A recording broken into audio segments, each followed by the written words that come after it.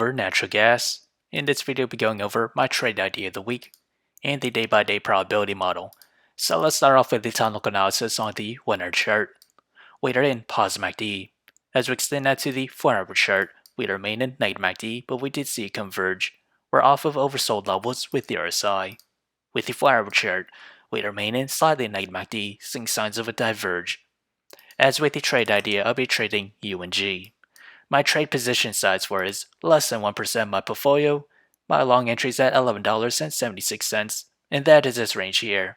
My sell target is at $13.68. My stop loss is at $11.24.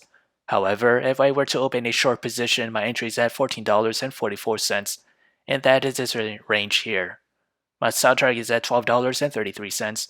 My stop loss is at $15.29. So whichever entry price were to hit first, that'll be my position of the week. So how did I develop these trade ideas? It all comes from the day-by-day probability model.